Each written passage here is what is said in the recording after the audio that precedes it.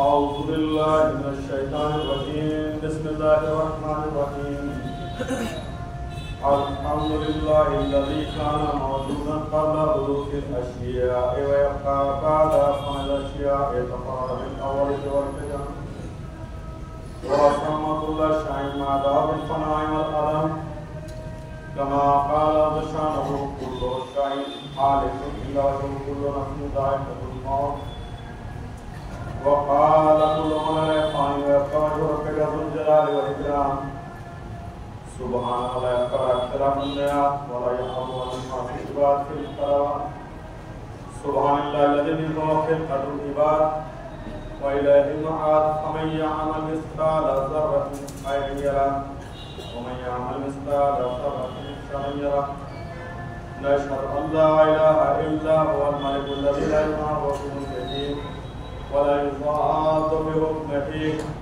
يعذب من يشاء بما يشاء كيف يشاء ويرحم من يشاء بما يشاء كيف يشاء تعظم المسلمين المؤمنين فقط نشهد أن محمدا سيد المرسلين وخير المبشرين والمنذرين صلى الله عليه وآله الهدى بالمحجوبين من ركب سفينته النجا فمن تخلف عنها ضل وغرق وهو توصي عباد الإنسان بالتقوى فإنه حبل متين وروح الوسطى وبمضاد الموت قبل حلوله وعند لكمل الصالح قبل نزوله وإنه وارد ما كنا منتصر منه أو كنتم في بروج مشيدة الله الله عباد الله فإن كل حي في الدنيا لفناء وكل مدة في حين انتهى فعجبه كيف قابل غفلته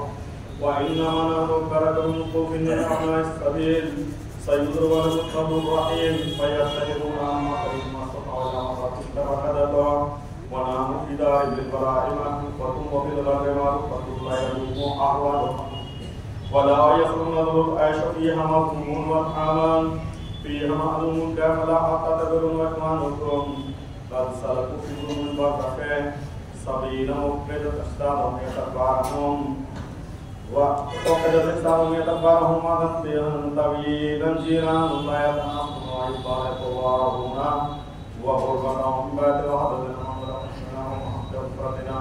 ومفرد غربتنا ومصيبتهم أسرت وبعد السفر وتلفظا وانتصروا وداخل أربعوا إلى الملائكة بالغداة الشداد من تقربون من صلاة الأحرار والكرام وقد ديدار واصلا تصرف الأعصاب فليكذبون قبل ما يدخلوا وليستغفر من الخطايا التي تمر بين إلا سنجيز لهم كتاب الله أعوذ بالله من الشيطان الرجيم بسم الله الرحمن الرحيم وتدبروا فإن خير التقوى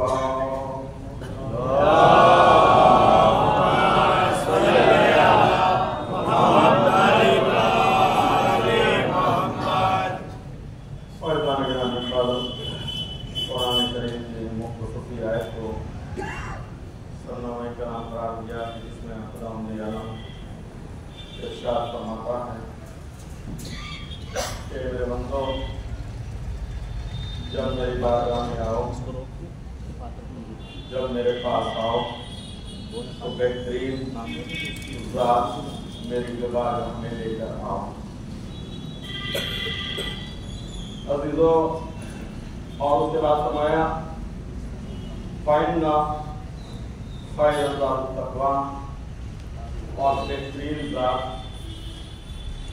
बेहतरीन सामान्य सफर तुम्हारे लिए तक़वे का सामान्य सफर। 100 से ज़्यादा मुकामात पर अल्लाह ने तक़वे का ज़िक्र कुरान करीम में किया है और जहाँ जहाँ भी तक़वे से खिताब किया वहाँ किसी मुसलमान से नहीं किसी इंसान से नहीं बल्कि या अय्युहल्लज़ीना आमनू कहकर खिताब किया साहिबाने ईमान से खिताब किया। अजीजों तक़वा अगर हम मुख्तसर से तौर पर समझे तक़वे की डिफिनेशन को कि तकवा किसे कहते हैं, यानी मतलब क्या है, बस यूं समझिए एक जुमले के अंदर, एक लफ्ज के अंदर कि इंसान खुद को अब्दे खुदा समझते हुए,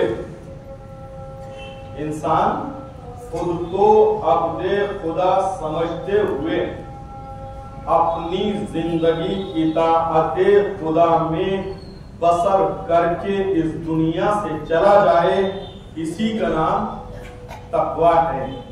और जब इंसान इताअते खुदा में जिंदगी बसर कर लेता है तो उसकी दुनिया भी संवर जाती है और आखिरत भी संवर जाती है। वरना रसूल इस्लाम इरशाद फरमाते हैं कि ला तज़ूलु क़दमा अब्दिन हत्ता युसअल अन अर्बा, यानी कदम कदम पर रोज़े महशर इंसान से 4 सवाल किए जाएंगे। जिन सवालों के जवाब के लिए इंसान को खुद को तैयार करना है इस दुनिया में रहकर, क्या कहा, ला तज़ूलु क़दमा अब्दिन हत्ता युसअल अन अर्बा, यानी 4 सवाल रोज़े महशर इंसान से कदम कदम पर किए जाएंगे। इंसान बच नहीं सकता जब तक कि उन 4 सवालों का जवाब सही तौर पर न दे दे। कौन से? अनजसदेका बिमा अबलैत, यानी पहला सवाल जो इंसान से किया जाएगा वो इंसान की बॉडी के बारे में होगा, वह इंसान के जिस्म के बारे में होगा कि जो मैंने तुझे बेहतरीन जिस्म अता किया था, बेहतरीन बॉडी अता की थी, इसको खर्च कहाँ किया, इसको सर्व कहाँ किया। अगर इंसान अपने जिस्म के ऊपर नजर दौड़ाए, लातादाद नेमतें इंसान को अपने ही जिस्म में अल्लाह की अता करना नजर आएंगी। और कितनी नेमतें अगर इंसान याद कर ले कि जो इंसान के जिस्म के अंदर अल्लाह ने नेमतों को रखा है, तो फिर सजदा शुक्र से, सजदे से सर उठाना इंसान के लिए मुहाल बन जाएगा। अजीजों, आप देखें ये आंखें अल्लाह ने हमें बेमांगे अता कर दी। इस नेमत का अगर आपको अंदाजा करना है तो उस इंसान से कीजिए कि जिसकी बीनाई चली गई हो। ये कान, कुव्वते समाअत जो हमें अल्लाह ने अता किया है, तो उनसे सवाल कीजिए कि इसकी कद्र क्या है, इसकी मंजिलत क्या है, जो मशीन लगाने के बाद भी सही से सुन नहीं पाते। लिहाजा छोड़िए सारी बातों को, लेकिन एक मामूली सा जिसको हम बेकार सा आदत का हिस्सा समझते हैं कि अल्लाह ने इंसान के जिस्म के अंदर बालों को रखा है, क्या ये नेमत नहीं है? ये भी नेमत इलाही है। जरा उस खूबसूरत जवान से पूछिए कि जो आईने के सामने खड़ा हुआ बालों को संवारता हुआ नजर आता है, वो बताएगा कि ये कितनी बड़ी नेमत है। अगर उससे सवाल किया जाए क्या तू इन बालों को कटवाना पसंद करेगा, टकला होना पसंद करेगा, गंजा होना पसंद करेगा, वो यही कहता हुआ नजर आएगा कि भाई कुछ भी हो, मैं टकला तो नहीं हो सकता, मैं गंजा तो नहीं हो सकता। अजीजों, हालांकि कोई बुरी बात नहीं है, गंजा होना कोई बुरी बात नहीं है, लेकिन अजीजों अल्लाह ने इसको सुन्नत भी नहीं कहा है कि ये सुन्नत है। अजीजों, जब सर के बाल जिसको अल्लाह ने सुन्नत भी करार नहीं दिया, अल्लाह के रसूल ने अपनी सुन्नत भी करार नहीं दिया, उनको कटवाना पसंद नहीं करता, तो फिर यहाँ से गंजा होना कैसा पसंद कर लेता है कि जिसको अल्लाह के रसूल ने सुन्नत कहा हो? इनको कटवाना कैसे पसंद कर लेता है? जिनको अल्लाह के रसूल ने सुन्नत कहा हो, जो हुस्न का, जिसको हुस्न का जरिया बनाया हो, वो जवान गौर करे, वो जवान फिक्र करे कि अल्लाह ने इसे हुस्न का जरिया बनाया है, हुस्न का सबब बनाया है, इंसान की जीनत का जरिया बनाया है इस दाढ़ी को। लिहाजा बाल सर के हमारे जीनत नहीं है, हमारे लिए हुस्न नहीं है, लेकिन अल्लाह के रसूल ने दाढ़ी को सुन्नत करार दिया, लेकिन बालों को सुन्नत नहीं कहा गया। बालों को कटवाना पसंद नहीं करता इंसान। अजीजों, अब देखिएगा और कीजिएगा कि अगर दाढ़ी रखना कोई ऐब होता तो अल्लाह अपने महबूब तरीन बंदों को दाढ़ी ही अता न करता। रसूल इस्लाम को दाढ़ी ना नहीं था। अगर ऐप करीम ऐप होता कोई इसमें रखने में पालना ना अता करता अपने महबूब बंदों को। जनाबे आदम होकर उठे तो चेहरे पर दाढ़ी नजर आई। परवरदिगार ये क्या है? कहा कि मैंने मर्द और औरत में शनाख्त का एक जरिया बनाया है, तुम्हारे लिए इसको जीनत करार दिया है। अजीजों, आदम ने सुना, सजदे में गिर गए, सजदा किया, सजदा शुक्र किया, दाढ़ी के बालों पर नेमत समझते हुए। अल्लाह ने इंसान के जिस्म में लातादाद नेमतें, यानी आदम इन बालों पर सजदा शुक्र करते हुए नजर आते हैं। हम न जाने कितनी नेमतों के बावजूद अल्लाह की नाशुक्री करते हुए नजर आते हैं। गौर कीजिएगा कि अल्लाह ने कितनी नेमतों से इंसान को नवाजा है कि अगर अपने जिस्म की तरफ ही गौर फिक्र कर ले, सोच ले, तो न जाने कितनी नेमतें इंसान के खुद के जिस्म में नजर आ जाएगी। पहला सवाल क्या होगा? इंसान के जिस्म के बारे में होगा, इंसान की बॉडी के बारे में होगा कि तूने इसको सर्व कहां किया, तूने इन नेमतों को फायदा, ये जो हाथ मैंने तुझे अता किए थे कहीं किसी पर जुल्म बनकर तो नहीं टूटे, ये जो मैंने आंखें तुझे अता की थी कहीं किसी नामहरम पर तो गलत निगाह नहीं पड़ गई, ये जो मैंने जुबान तुझे अता की थी कहीं मेरी हमदो सना में उठी है या किसी के गिबत में उठी है। सवाल होगा इंसान के जिस्म के एक एक आज़ा के बारे में अजीजों। और दूसरा सवाल जो रोज़े महशर इंसान से किया जाएगा वो क्या? अर्श उम्र का फीमा अफनैत, इंसान की जिंदगी के बारे में इंसान से सवाल होगा। ये जो मैंने तुझे जिंदगी अता की थी, ये जो मैंने तुझे हयात अता की थी, इस हयात को तूने कहां सर्व किया, कहां पर खर्च किया? ये हयात जो मैंने जिंदगी तुझे अता की थी, किस सूरत से तूने इस जिंदगी को गुजारा? इंसान गौर करे, फिक्र करे कि कितनी उम्र है, 60-70 साल, 15 साल निकाल दीजिए आप, उसमें से 15 साल के बाद ही इंसान से सवाल किया जाएगा उम्र के बारे में। 15 साल के बारे में कि पहला गुनाह तूने ये किया था, दूसरा गुनाह तूने ये किया था। अजीजों, उम्र के बारे में इंसान से सवाल किया जाएगा कि तूने इस उम्र को कहां पर गुजारा। एक जवान से जब रोज़े महशर हिसाब होगा ना,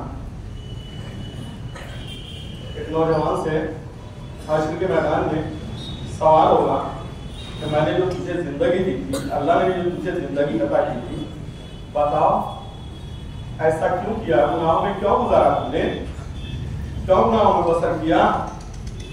जवान अर्ज करेगा, परवरदिगार तूने मुझे हुस्न भी दिया था, जवानी की ताकत भी अता की थी, लिहाजा हो गया, लेकिन हो गया वाला बहाना वहां चलने वाला नहीं है। या भले ही माँ बाप से अगर कहा जाए भाई अपने जवान को समझाओ, अपने बच्चों को समझाओ, गलत रास्ते पर चले, समझ जाएगा, अभी जवानी है, रफ्ता रफ्ता सब समझ जाएगा। क्या मतलब? यानी करने दो उसे जो कर रहा है। मौत ये नहीं देखती कि जवान है या बूढ़ा है, उठाए लिए चली जाती है। रोज़े महशर जब जवान से सवाल होगा उसकी जिंदगी के बारे में कि भाई ऐसा क्यों किया तूने, यही अर्ज करेगा, परवरदिगार क्या करता, खूबसूरती भी दी, हुस्न भी दिया और जवानी की ताकत भी दी, लिहाजा करके गुजर गया, हो गया। कहा कि ठीक है, मैंने तुम्हारे लिए नमूने अमल भेजे थे, यूसुफ को बुलाओ, फरिश्तों को हुक्म होगा यूसुफ को लाया जाए, जनाबे यूसुफ को लाया जाएगा। कहा कि देखो यूसुफ से ज्यादा तो खूबसूरत नहीं हो, यूसुफ से ज्यादा हसीन नहीं हो, यूसुफ को मैंने हुस्न भी दिया, ताकत भी दी, सल्तनत की कुव्वत भी अता की। यूसुफ के पास सब कुछ था, हुस्न भी था, ताकत भी थी, लेकिन बावजूद मौके गुनाह मिलने के बचता हुआ गुजर गया, गुनाहों से खुद को बचाकर ले गया। तुम ना यूसुफ से ज्यादा हसीन हो, ना यूसुफ से ज्यादा खूबसूरत हो, ना यूसुफ से ज्यादा ताकतवर हो, फिर तुमने ऐसा क्यों कर लिया? हुक्म होगा मलाइका उठाओ, जहन्नम में डाल दो, कर दो दाखिले जहन्नम। असीसों, उसके बाद एक औरत को लाया जाएगा, औरत से भी यही सवाल होगा, तुमने ऐसा क्यों किया? कहा कि परवरदिगार मेरे माबूद, तूने मुझे हुस्न अता किया, जवानी अता की। कहा कि गलत किया, सही, लेकिन नमूना अमल तुम्हारे दरमियान में थे, तारीफ पर नजर क्यों नहीं डाली? मरियम को लाओ, मरियम से ज्यादा हसीन नहीं हो। मरियम ने पाक दामनी के साथ अपनी जिंदगी को गुजार दिया। चाहती तो तुम किरदारे मरियम से सबक ले सकती थी, लेकिन न लिया, तुम हिदायत नहीं पा सकी। हाँ, हुक्म होगा मलाइका, उठाओ, वासिले जहन्नम कर दो। अजीजों, उम्र के एक एक हिस्से का इंसान से हिसाब लिया जाएगा अजीजों, और उसके बाद एक जवान को और लाया जाएगा, उससे सवाल होगा तुमने ये जो उल्टे सीधे गुनाह किए हैं किस लिए किए? अर्ज करेगा परवरदिगार नादार था, गरीब था, मुफलिस था, लिहाजा दौलत के चक्कर में पड़ गया, दौलत की मोहब्बत आ गई दिल में, लिहाजा दौलत के लिए मैं फराड भी करता रहा, लोगों को धोखा भी देता रहा, लिहाजा जिस सूरत से आया मैंने अपने लिए हासिल कर लिया, कमा लिया अजीजों, लिहाजा मुझसे सब्र न हो सका कि मैं मुफलिसी में, नादारी में अपनी जिंदगी को बसर करूं। आवाज़ कुदरत आएगी कि जनाब अय्यूब को लाया जाए, अय्यूब को लाया जाएगा, मिसाल के तौर पर, नमूने के तौर पर जनाबे अय्यूब को पेश किया जाएगा कि तुमने मेरे बंदे अय्यूब से दर्स से इबरत हासिल नहीं किया। मैंने क्या कुछ नहीं अय्यूब को दिया था, बेटों से मैंने नवाजा, औलाद मैंने अता की, दौलत मैंने अता की, लेकिन जब मैंने इम्तिहान की मंजिल पर अय्यूब को लेकर आया तो मैंने औलाद भी छीन ली, मैंने दौलत भी इससे वापस ले ली, लेकिन मेरा बंदा अय्यूब था, मेरी राह में सब्र से काम लेता रहा। यहां तक कि जौजा घरों में जाती थी, लोगों के घरों में काम करती थी, उससे कुछ आलूका फराहम करती थी, अपने लिए भी और अय्यूब के लिए भी। अजीजों, उसके बाद क्या कि जनाबे अय्यूब को ताइमा बिन्ते यूसुफ, जनाबे यूसुफ की बेटी थी, जनाबे अय्यूब की जौजा जनाबे यूसुफ की बेटी थी, कि घरों में काम कर रही लोगों के, और एक मरतबा किसी की नजर बालों पर पड़ गई, लिहाजा खूबसूरत बालों पर फिदा हो गया, कहने लगा कि एक मरतबा मुझे बालों को दिखा दो, नजारा करा दो, तो मैं तुम्हें बहुत सारा दौलत इकट्ठी तुम्हारे लिए कर दूंगा। बस एक मरतबा जनाबे अय्यूब की जौजा ने कहा कि भूखे रहना गवारा है, लेकिन हुक्म खुदा तोड़ना गवारा नहीं है। अजीजों, यानी हमारे लिए नमूनाए अमल अल्लाह ने बनाकर भेजे हैं कि तुम मेरे अंबियाए किराम से नमूना हासिल करो, देखो कि मेरे मखसूस बंदों ने किस पोजीशन में, किस हालत में अपनी जिंदगी को गुजारा है, अपनी जिंदगी को बसर किया है। अजीजों, जनाबे अय्यूब पर मुसीबतों पर मुसीबतें आती रही, अय्यूब सब्र से काम लेते रहे, और एक मर्तबा फरियाद की, मेरे माबूद तूने औलाद ले ली, मैंने सब्र किया, तूने दौलत ले ली, मैं सब्र करता रहा, लेकिन अब इज्जत पर हद आ गया है। अजीजों, जनाबे अय्यूब की दुआ को अल्लाह ने कबूल किया, लिहाजा दौलत भी वापस की, औलाद भी वापस की। लिहाजा इंसान के लिए जो हालात मुश्किल आते हैं थोड़े से, वो अल्लाह की आजमाइश होती है, अल्लाह इंसान के सब्र को देखना चाहता है। अय्यूब की तरह कि मेरा बंदा किस सूरत से मुसीबतें आने के बाद भी मेरा शुक्र कर कर अब्दुल रहमान बन रहा है, या नाशुक्री करके अब्दुल शैतान बन रहा है। यहां पर परवरदिगार देखना चाहता है, अन उम्र का फीमा अपनैत, इंसान से उसकी उम्र का हिसाब लिया जाएगा।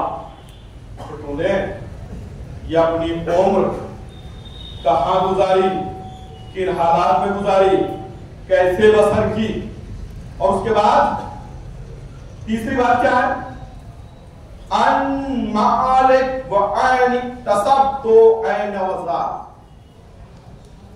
इंसान से उसके माल के बारे में सवाल किया जाएगा कि माल कहां से हासिल किया, कैसे कमाया, कहां पर खर्च किया, कहां से आया, कहां पर खर्च किया। हिसाब लिया जाएगा, सवाल किया जाएगा। इसीलिए मौलाए कायनात ने इरशाद फरमाया, ओह जरूर दुनिया, तुम दुनिया से दिल न लगाओ, दुनिया से दिल न लगाओ। ऐसा सवाल दौलत के बारे में होगा, सवाल माल के बारे में होगा। हमारे और आपके रसूल इस्लाम ने इरशाद फरमाया, मस्जिद में है इमाम ने, रसूल इस्लाम ने इरशाद फरमाया, मस्जिद में बैठे हुए एक दरहम सलमान को दिया, एक दरहम अबू जर को दिया कि जाओ खर्च करो। हिसाब होगा ना, माल का हिसाब होगा। दुनिया में नमूना कैसा होता है कि आप देखें, रसूल इस्लाम ने एक एक दरहम दोनों को दिया, जाओ खर्च करो। दोनों चले गए, कुछ देर के बाद आए, आने के बाद आपने एक गरम पत्थर मंगवाया, एक गरम पत्थर मंगवाया। सलमान से कहा कि सलमान इस पे खड़े होकर जरा हिसाब तो दो, जो एक दरहम मैंने दिया था कहां खर्च किया, मैंने जो एक दरहम तुम्हें दिया था वो कहां खर्च किया, जरा हिसाब दो। तो पत्थर पर खड़े होकर असीसों सलमान खड़े हुए, पत्थर पर कहा कि अल्लाह के रसूल आपने दिया, मैंने राय दिया, मैं खर्च कर दी, आगे उतर जाओ। उतर गए। अबू जर अब तुम खड़े होकर हिसाब दो। जनाबे अबू जर खड़े हुए, अब सोच रहे हैं कि गेहूं लाया, चावल लाया, दाल लाया, आटा लाया, हिसाब दे रहे हैं, पैर जल रहे हैं, भागे उतर जाओ। अबू जर उतर जाओ, मेरा मकसद तुमसे हिसाब लेना नहीं था, बल्कि रोजे महशर के उस हिसाब को याद दिलाना था जो इस दुनिया में तुम माल और दौलत के जरिए कमाकर उस दौलत को हासिल करके इस दुनिया से जब जाओगे तो तुम्हें वहां जाने के बाद हिसाब देना पड़ेगा।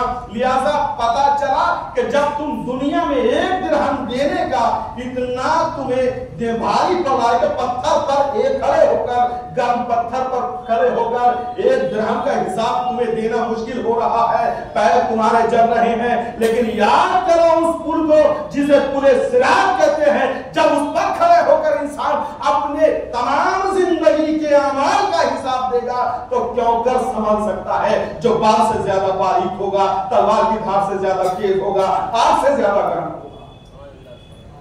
इंसान गौर करे, फिक्र करे, सोचे कि एक दिरहम का हिसाब हम दुनिया में हमें इतना टाइम लग जाता है देने में कि हम गर्म पत्थर पर जनाबे अबू जर खड़ा नहीं हो पा रहे हैं एक दिरहम का हिसाब देने के लिए।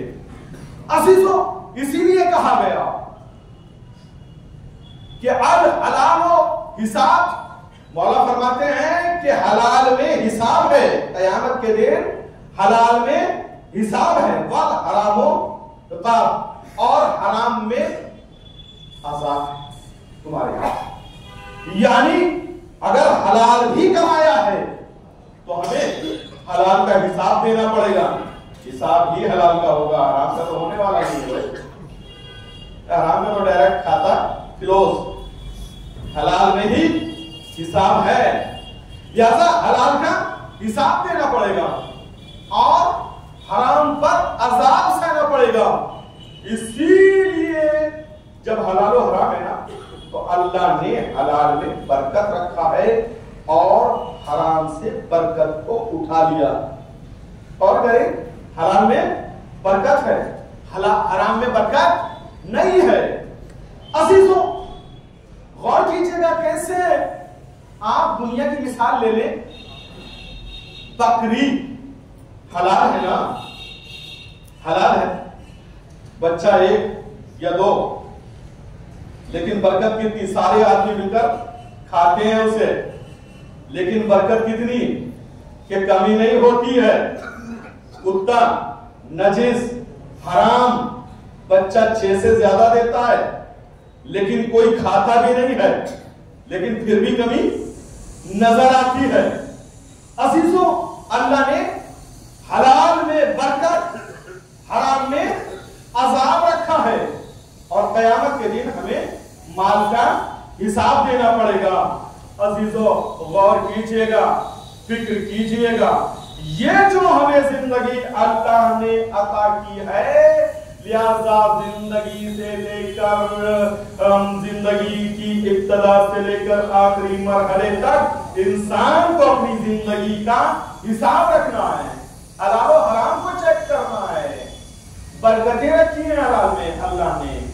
अजीजों, लिहाजा अन मालेगा ऐना मक्तसबता ऐना साथ फरमाया कि तुमने कहां से हासिल किया है, इस बात का जवाब तुम्हें रोज़े महशर अल्लाह की बारगाह में देना पड़ेगा।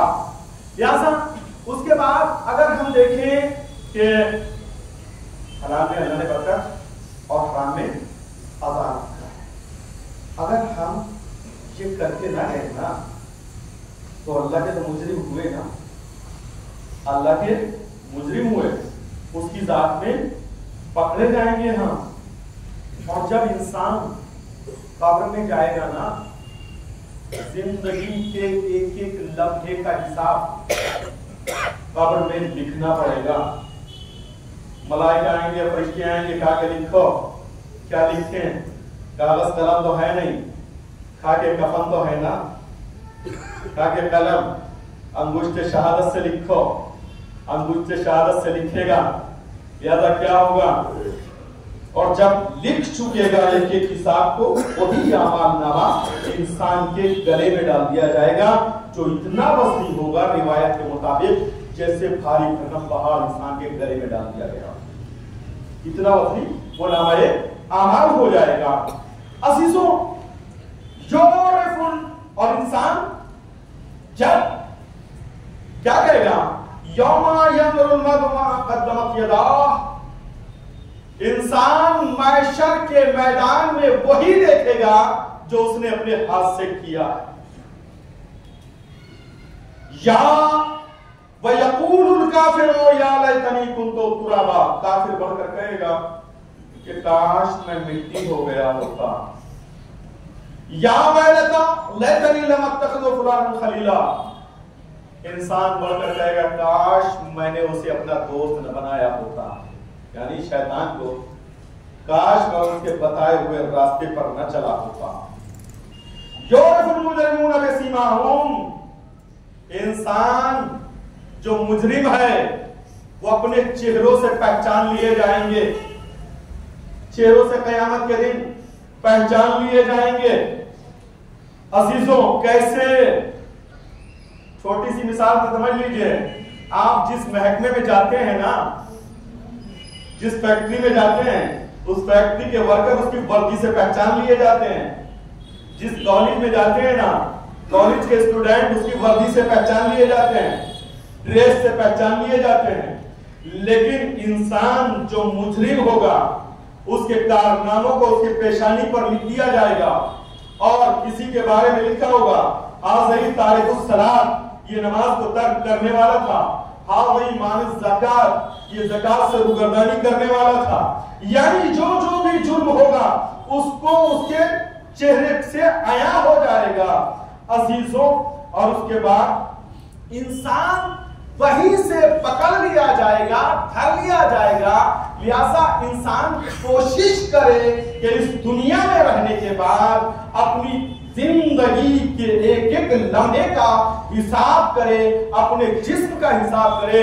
आया ये जुबान जो मुझे अल्लाह ने दी है, तो मुझसे ये राह खुदा में मदद, किसी की मदद करने के लिए खुल रही है, या किसी की ग़ीबत करने के लिए खुल रही है, या किसी की चुगली करने के लिए खुल रही है। ये हाथ उठ रहे हैं तो किसी की मदद के लिए उठ रहे हैं। ये जो माल मैंने हासिल किया है, ये राह खुदा में तो खर्च हो रहा है, आया हलाल में खर्च हो रहा है या हराम में खर्च हो रहा है। हिसाब करे ताकि इंसान आखिरत के मुजरिम बनने से बच जाए और दुआ करे कि परवरदिगार आलम बाप के मोहम्मद वाले मोहम्मद हमें सीरत मासूमीन पर चलने की तौफीक अता फरमाए। अज़ीज़ों, हमारे लिए कि गमज़दा खबर है कि